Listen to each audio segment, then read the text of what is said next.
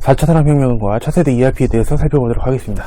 자, 일단은 이론 간단하게 말씀드리고 생산성본부에서 배포한 그 문제가 있는데 실제로 똑같이 나오거든요. 그거 한번 풀어드리도록 하겠습니다.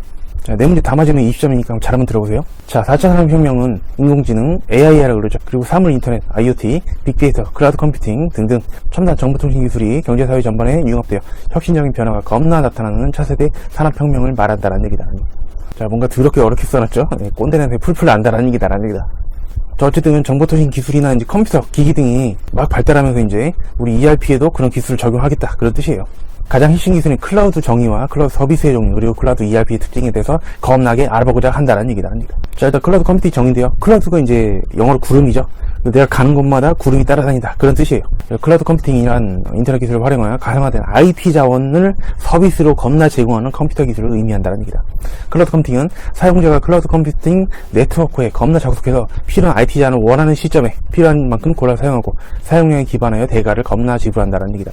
대표적인 사례로 제가 강의할 때도 옛날에는 막 USB 같은 거 막 그지 같은 거 들고 다니면서 막 꽂고 막 이랬는데 지금은 네이버, 원래 네이버 클라우드였는데 마이박스로 바뀌었죠. 어쨌든 그거를 통해서 이제 학생들한테 자료를 공유하고 그런 거를 이제 잘 이용하고 있는데요. 바로 그런 게 이제 클라우드 컴퓨팅이라는 얘기다. 자, 클라우드 컴퓨팅의 장점, 사용자가 하드웨어나 소프트웨어를 직접 디바이스에 설치할 필요가 없이 자신의 필요에 따라 언제든지 컴퓨팅 자원을 겁나 사용할 수가 있다라는 얘기다라는 얘기다. 제가 집에 있을 때나 아니면 학원에서 강의할 때도 네이버에 로그인만 하면은 언제든지 거기다 이제 저장해 놓은 각종 파일들을 그거를 그때그때 이렇게 조회도 하고 다운도 받을 수 있는 거예요. 옛날같이 막 그지 같은 거 외장하든 막 두꺼운 거 막 이런 거 필요 없다라는 얘기다라는 얘기다. 결국엔 이게 핵심이에요. 사용자는 서버 및 소프트웨어를 클라우드 컴퓨팅 네트워크에 접속하여 제공받을 수 있으므로 서버 및 소프트웨어를 구입하여 설치할 필요가 없어 사용자의 IT 투자 비용이 줄어든다는 얘기다라는 얘기다. 그러니까 내가 가는 곳마다 사용할 수 있으니까 편하고 별도의 뭐 기계 장치라든지 소프트웨어 깔 필요가 없으니까 편하고 그 다음에 돈이 조금 든다. 이 세 가지죠. 모든 것이 상충관계가 있듯이 자, 클라우드 컴퓨팅의 단점도 있는데요. 자, 서버 공격 및 서버 손상으로 인한 개인정보가 개털릴 수 있다는 얘기다라는 얘기다. 더 문제는 개인정보 털리면 뭐 찝찝하고 좀 그럴 수 있지만 물론 뭐 은행 계좌 막 이런 거 찾아내가지고 막 악질적인 놈들도 있는데 자, 삼성전자의 아주 중요한 반도체 관련된 정보나 이런 기술들을 외부로 빼돌린다. 완전 큰일 나는 거죠.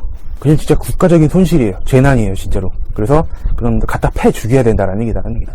자, 그 다음에 요거는 가장 중요한 내용 중에 하나인데요. 클라우드 컴퓨팅에서 제공하는 서비스. 자, 첫 번째, SaaS, 소프트웨어, 애저 서비스. 자, 이거는 핵심만 알아두세요. 자, 소프트웨어를 겁나 제공한다는 게 핵심이에요. 자, S가 소프트웨어죠. 그래서 소프트웨어를 제공한다. 자, 두 번째는 PaaS인데, 여기서 P는 플랫폼이에요. 그래서 개발, 자, 이게 바로 핵심 키워드가 되겠다라는 얘기다. 자, 그 다음에 세 번째, IaaS가 있죠. I는 인프라스트럭처, 즉 우리가 인프라라고 그러잖아요. 뭐 사회 간접자금 SOC라고도 하는데 기업들이 기업 잘 운영하고 하기 위해서는 기본적으로 우리나라에 도로가 깔려져 있어야 되고 그 다음에 교량, 다리가 놔져 있어야 되고 뭐 댐도 필요하고 각종 전기, 전선 이런 것도 쫙 연결돼 있어야 되고 가스도 이렇게 놔져 있어야 되고 그렇잖아요. 그런 것들을 쉽게 말해서 인프라라고 생각하시면 돼요. 즉 업무를 하기 위해서 기본적으로 깔고 가는 바탕이 되는 그런 어떤 것들을 말하는 것이죠. 당연히 인프라라는 게 키워드가 되겠다는 얘기다. 일을 하려면은 뭐 데이터를 저장할 수 있는 저장 장치 있어야 되죠. 그 다음에 컴퓨팅 능력 이런 것들이 뒷받침되어 일할 수 있기 때문에 이게 바로 IaaS가 되겠다는 얘기다라는 얘기다. S 소프트웨어를 제공하는 거, P 플랫폼 개발하는 거, I 인프라를 제공하는 거. 특히 저장 장치나 컴퓨팅 능력 이런 것들을 제공하는 것이죠. 그 다음에 중요한 거 이거 클라우드 도입을 통해서 ERP 진입장벽을 높이는 게 아니에요. 여러분들 진입장벽 획기적으로 낮출 수가 있겠다라는 얘기다. 그래서 기업 정보나 개인정보가 개털리더라도 일단은 보안보다는 약간 실용성에 약간 좀 더 집중력을 가지고 있는 그런 형태라고 볼 수 있는데요. 뭐 해커나 그런 사람들이 막 이렇게 기술 개발하듯이 막는 사람들도 기술을 계속 개발하기 때문에 일단은 실용성이 조금 더 무게중심이 있다고 보시면 되겠습니다. 다른 내용들이 좀 더 있는데요. 문제를 통해서 살펴보도록 하겠습니다. 자, 이 문제들은 생산성본부에서 직접 배포한 것으로서 1, 2, 3, 4가 조금 바뀌긴 해요. 근데 내용 자체는 아예 똑같게 나오기 때문에 나는 그냥 모르겠다 답만 외우자 해도 상관없어요. 사실은 그렇지만 저는 양면보다는 정석을 추구하는 사람이기 때문에 정석대로 한번 풀어보도록 하겠습니다. 다음 중 클라우드 ERP에 관련된 설명으로 가장 적절하지 않은 것은 무엇인가? 클라우드를 통해 ERP 도입에 관한 진입장벽을 높일 수 있다. 아니죠. 진입장벽이 낮아져서 개인정보 개털려도 상관이 없다는 것이다라는 얘기다. 1번이 틀렸기 때문에 정답이 있고요. IaaS 인프라, 그 다음에 PaaS 플랫폼 개발 활용한 ERP를 하이브리드 클라우드 ERP라고 하든지 말든지, 그 다음에 서비스형 소프트웨어 형태를 클라우드 ERP를 제공한다. 자, S죠. 소프트웨어 맞고. 그 다음에 클라우드 ERP는 고객의 요구에 따라 필요한 기능을 선택 적용한 맞춤형 구성이 겁나 가능하게 된다는 얘기다. 왜냐면 뭐 특정한 기기나 하드웨어나 뭐 소프트웨어가 필요한 게 아니기 때문에 그냥 어떻게 보면 가상현실이랑 비슷해요. 우리 물리적 현실은 바꾸기 굉장히 어렵지만 가상현실에서 막 날아다니고 막 별짓 다 하잖아요. 막 순간이동하고. 그렇기 때문에 클라우드 ERP는 굉장히 아주 다양하게 막 맞춤형 구성이 겁나게 가능한 것이다라는 얘기다. 다음 중 클라우드 서비스 기반 ERP 관련 설명으로 가장 적절하지 않은 것은 무엇인가? ERP 구축에 필요한 IT 인프라 자원을 겁나하는 것은 IaaS죠. IaaS. ERP 소프트웨어 개발을 위한 플랫폼. 자, 개발 플랫폼 PaaS가 되겠다라는 얘기다.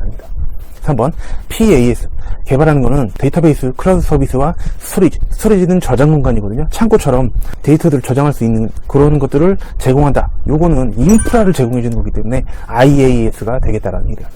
그 다음에 기업의 핵심 어플리케이션인 ERP, CRM 좀 이따 말씀드릴게요. 솔루션 등의 소프트웨어를 클라우드 서비스를 통해 제공받는다. 자, 소프트웨어를 제공받는다. S죠. AAS가 되겠다는 얘기다. 자, 3번도 같은 내용인데요. 클라우드 서비스 사업자가 컴퓨팅 서버에 소프트웨어를 제공한다. 자, 요거 소프트웨어를 제공한다. SaaS가 되겠다는 얘기다. 가볍게 정답 3번이고요. 4번에 DS라는 것도 있는데 데스크탑 애저 서비스 해서 요거는 우리가 이제 데스크탑뿐만 아니라 노트북, 그 다음에 태블릿, 그 다음에 스마트폰 그런 여러가지 종류의 기기에서 ERP를 운영할 수 있는 거를 데스크탑이라고 해요. 4번 다음 주 차세대 ERP 인공지능 AI야 노래 틀어줘 막 그런 거 있잖아요. 걔가 사람 여러 살렸죠. 우리나라에서도 지방의 그 지자체에서 할아버지 할머니들한테 하나씩 집에 놔드렸는데 막 갑자기 막 심장이 막 이렇게 막 저기 되고 막 그래가지고 얘가 여러 명 살렸어요. 그 다음에 빅데이터는 이제 유튜브 알고리즘 같은 걸로 생각하시면 돼요. 혹은 연관 검색어 있죠. 그래서 우리 회사의 제품이 어떤 사회적 이슈라든지 어떤 연예인이라든지 아니면 다른 업종과 관련이 있는지 없는지 막 이런 거를 막 다각도로 분석하는 것이죠. 그 다음에 사물 인터넷 IoT 기술 적용에 가장 적절하지 않은 것은 무엇인가? 현재 ERP는 기업 내 각 영역의 어버프레스를 지원하고 단위별 업무 처리의 강화를 겁나 추구하는 시스템을 발전하고 있다라는 얘기다. 아니죠. 선을 넘었죠. ERP가 싫어하는 단어 단위별, 부서별, 부문별 이런 거는 다 싫어하는 얘기이기 때문에 1번이 틀렸어요. 제조업에서는 빅데이터 분석 기술 기반으로 생산 자동을 구현하고 ERP에 연결해 생산 계획의 선제적 예측과 실시간 의사결정이 겁나 가능하게 됐다라는 얘기다라는 얘기다. 그래서 컴퓨터가 요새 이런 사회적 이슈가 있는데 요거랑 관련해서 너네 제품이 이렇게 될 거야 라고 미리 알려주는 것이죠. 그럼 우리는 그것 때문에 생산을 더 할 수도 있고 적게 할 수도 있고 아주 굉장히 스마트해지는 것이다라는 얘기다. 3번 차세대 ERP는 인공지능 및 빅데이터 분석 기술과의 융합으로 상위계층의 의사결정을 지원할 수 있는 진위형 시스템으로 겁나 발전하고 있다는 겁니다. 여러분들 상위계층, 즉 CEO나 경영진들의 의사결정이라는 것은 단순히 수치적 혹은 정량적 판단으로만 이루어질 수 없어요. 그리고 사람의 경험이라든지 직관이라든지 이런 게 다 이게 굉장히 중요한 부분이거든요. 옛날에는 컴퓨터가 이제 야 더하기 빼기 해 그럼 더하기 빼기나 하고 이제 너 이거 해 하면 시키는 것만 했는데 이제는 거기서 벗어나서 이제는 그런 인간만이 할 수 있는 그런 영역도 도움을 줄 수 있다는 것이다라는 얘기다. 사람이 이제는 컴퓨터를 바둑으로 절대 이길 수 없는 세상이 되었죠. 이세돌이 진짜로 마지막으로 이긴 인간이라고 하더라고요. 재밌지만 좀 무서운 얘기기도 하죠. 이 앞에서 생성되고 축적된 빅데이터를 활용하여 기업의 새로운 업무 개척이 가능해진다. 비즈니스가 융합을 지원하는 시스템 확대가 가능하다는 얘기다.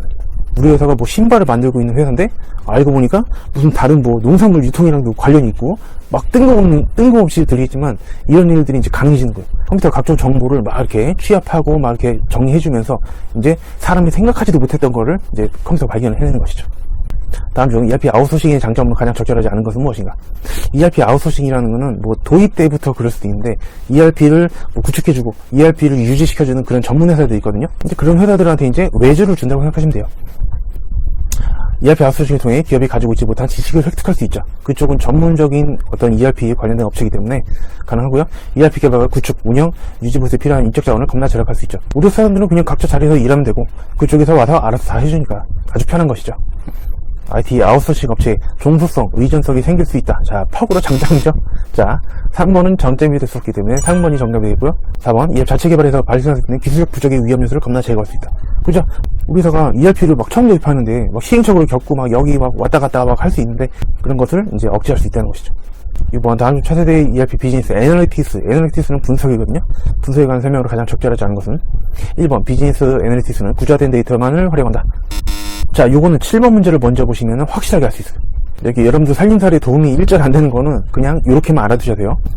자, 보기에 들어갈 용어로 가장 적절한 건 무엇인가? ERP 시스템 내 데이터 분석, 제가 방금 전에 분석이라고 말씀드렸죠? 데이터 분석 솔루션인 3번 비즈니스 애널리틱스는 구조화된 데이터, 즉 정리된 데이터뿐만이 아니라 비구조화된 데이터 이런 것들을 동시에 사용할 수가 있다라는 얘기다라는 얘기다.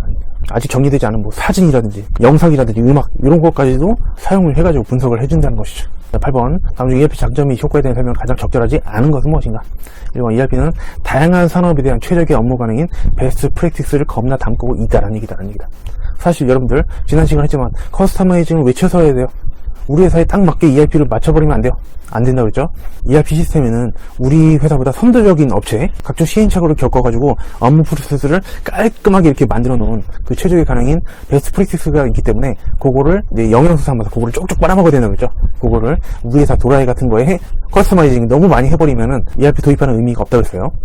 1번 맞고, ERP 시스템 구축 후 업무 재석에 BPR을 수행하여 ERP 도입 구축 성과를 극대화할 수 있다. 아니죠.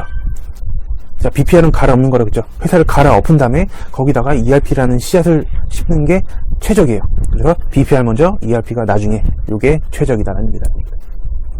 2번 틀렸고요. ERP는 모든 기업의 업무 프로세스를 개별 부서원들이 분산 처리하면서도, 요게 ERP의 또 강점이에요. 분산 처리하면서도 동시에 중앙에서 개별 기능들을 통합적으로 관리할 수가 있다라는 얘기다라는 얘기다. 4번 아까 본 내용이죠. 자, 선제적 예측이나 실시간 의사결정 지원이 겁나 가능하다. 그럼 다음 중 ERP 시스템 구축의 장점을 볼 수 없는 것은 1번 표준화를 지원하는 것. 그다음 두 번째, 시스템의 유지보수 비용은 ERP 시스템 구축 초기보다 점점 증가해요? 아니죠.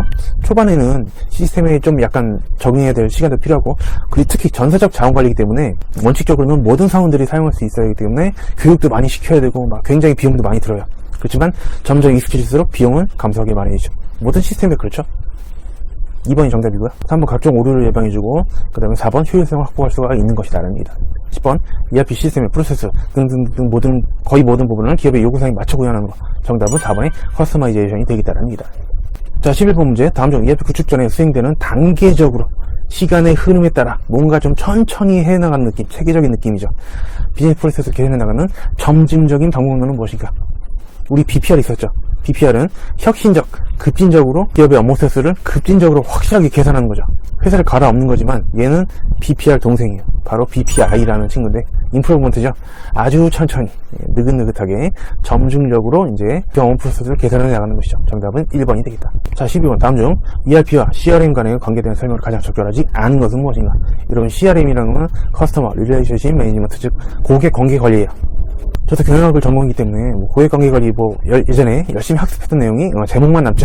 대학교에서 배운 거는 내용이 머릿속에 나오면은 이상한 거예요. 어쨌든 거기는 사람의 심리적인 것도 분석하고 모멘트 오브 트루스 해가지고 처음에 딱 3초인가 5초인가 그게 굉장히 중요하다 막 이런 거. 제 기억에는 백화점이나 이런 진열 순서라든지 막 별의별 게 다 동선에 관한 것도 나오고 별의별 게 다 나오는데 CRM 내용이 있어요. 그죠? 좀 미리 말씀드리자면 ERP 시스템이라는 건 일종의 인프라라고 볼 수 있어요. 그죠? ERP가 뭔 내용이 있어요? 없죠. ERP는 도와주는 역할을 하는 거예요. 자, 1번. ERP와 CRM 간의 통합으로 비즈니스 프로세스의 투명성과 효율성을 확보할 수 있다. 언제나 좋은 말은 맞는 것이다 라는 얘기다. 두 번째, ERP 시스템은 비즈니스 프로세스를 지원하는 백오피스 시스템이다. 그죠? 그래서 얘는 뒤에서 받쳐주는 역할을 하는 거고요. 3번, CRM, 고객관계관리 시스템은 기업의 고객 대응 활동을 지원하는 프론트 오피스 시스템이다. 그죠? 얘는 앞으로 치고 나가는 거예요. ERP가 뒤에서 정리해주고, 자료 분석해주고, 데이터 정리해주고 이런 것이죠. 4번이 틀렸는데, CRM은 고객과의 관계를 관리해서 그 고객을 평생토록 쪽쪽 빨아먹는 그런 것들을 연구하는 분야인데, 조직 내 인적 자원들, 우리 직원들이 축적하고 있는 개별적인 지식을 체계하고 공유하기 위한 정보 시스템으로 ERP 시스템의 비즈니스 프로세스를 겁나 지원한다. 아니죠. 이건 널리지 매니지먼트 시스템이라고 해서 지식관리 시스템, 우리 회계를 표현하면은 영업권이죠. 똑같은 두 업체가 있는데 A 회사는 굉장히 장사도 잘 되고 매출도 잘 나오고 고객 만족도 굉장히 높고 B 회사는 그냥 덩치에 맞아요. 그럼 A 회사가 훨씬 비싸게 팔릴 수 있잖아요. 그게 바로 영업권이잖아요. 이거 사실은 굉장히 중요한 분야인데 CRM은 아니다라는 얘기다. 저 강의 듣다 가끔씩 개지리는 분들이 계시는데 이렇게 바로 일탕사의 위험이다라는 얘기다. 다음 중 확장된 ERP 시스템에 SCM 모드를 실행하면서 얻는 장점을 가장 적절하지 않은 것은 무엇인가? 저는 예전에 4차 산업혁명이 들어오기 전부터도 이 얘기를 꼭 했어요. 확장형 ERP가 사실 이거거든요. 여러분, 우리나라에 2002년도에 굉장히 중요한 사건이 두 개가 있었어요. 자, 혹시 뭔지 아시나요? 2002년 월드컵, 그죠? 근데 월드컵은 아주 사소한 사건이에요, 여러분들. 훨씬 더 중요한 사건이 있었는데 제가 강의할 때마다 물어보는데 딱 한 명만 대답을 한 적이 있었어요. 바로 내가 군대를 간 것이다 라는 얘기를 합니다. 자, 그 얘기를 왜 하냐? 월드컵을 그래서 군대에서 각 잡고 가서 이렇게 옆면으로 이렇게, 그 당시까지만 해도 굉장히 엄격한 군대였죠. 핸드폰 그런 건 생각도 못하고 101일을 나와보니까 사람들이 막 난리가 난 거예요. 그래서 지난번에 살펴봤지만 채찍 효과가 일어난다 그랬죠. 자, 요래 소비자가 원하는 것보다 훨씬 더 많은 양을 공장에서 생산하게 되는 것이죠. 바로 기업 간 정보 소통이 원활하지 않기 때문에 발생하는 현상이 되겠다는 겁니다. 요거를 방지하기 위한 게 확장형 ERP도 되고요. 그 다음에 SCM, 즉 서플라이 체인 매니지먼트 해서 자 더럽게 무식하게 번역을 해놨는데 공급 사슬 관리죠. 그래서 요 기업들이 이제 하나의 공급 사슬에 있다는 거예요. 그래서 자기들끼리 정보를 자유롭게 공유하면 그런 채취 효과가 사라지게 되는 것이다라는 얘기다. 그래서 첫 번째 공급 사슬에서의 가시성 확보. 자, 가시성은 눈에 보인다는 것이죠. 그래서 고객이 주문을 얼마 넣는지 공장에서부터 이제 알 수 있는 거예요. 그래서 공급 및 수요 변화에 대한 신속한 대응이 겁나 가능하게 되겠죠. 그 다음에 정보 투명성을 통해 재고 수준은 감소되는 게 바람직해요. 재고는 필요하기라 그랬어요. 대신에 창고는 작아지는 대신에 수시로 들러나갔다 하는 거죠. 즉 회전율이 높아지는 거예요. 특히 신용품 같은 경우 훨씬 유리해지겠죠. 유통기한이 굉장히 널널해지는 거죠. 공급 사슬에서의 계획 조달 등등을 지원한다. 마케팅, 판매, 고객 서비스를 자동화하면서 현재 및 미래 고객들과 상호작용하면서 고객들의 등골을 쪼쪼 걸어가는 거는 CRM이죠. 바로 고객 관계 관리죠. SCM이랑 CRM이랑 겁나 헷갈리면은 C를 알아두세요. C, 커스터머다. 그래서 C가 먼저 나면 고객들의 등골을 쪽쪽 빨아먹는 그거구나 이렇게 알아두시면 되겠다라는 얘기가 됩니다. 자, 14번 같은 문제요. 다음 중 보기에 괄호 안에 들어갈 용어로 만든 것은 무엇인가? 확장된 ERP 시스템. 확장된 ERP 기업 간 최적화죠. 자, SG 모드는 공급자로부터 소비자로까지 이어지는 물류 등등등 흐름을 전반해가지고 계획하고 관리함으로써 수요와 공급의 일치를 최적으로 운영하고 관리하는 활동이다. 정답은 2번이 되겠습니다. 자, 15번 다음 중 ERP 구축 위한 ERP 패키지 선정 기준으로 가장 적절하지 않은 것은 무엇일까? ERP 패키지는 이미 다 만들어진 상용화 패키지를 사다가 그냥 구입해서 쓰는 거예요. 첫 번째, 시스템 보안성. 선생님 개인정보 개털린다면서요. 그래도 보안성도 어느 정도 신경을 써야죠. 그죠? 상식적인 얘기죠. 사용자 복잡성 아니죠. ERP 시스템은 표준화, 단순화, 코드화예요. 그래서 전사적 자원관리이기 때문에 저처럼 컴맹인 그런 임직원들도 전부 다 사용할 수 있어야 하기 때문에 절대 복잡하면 안 돼요. 심플 is the best.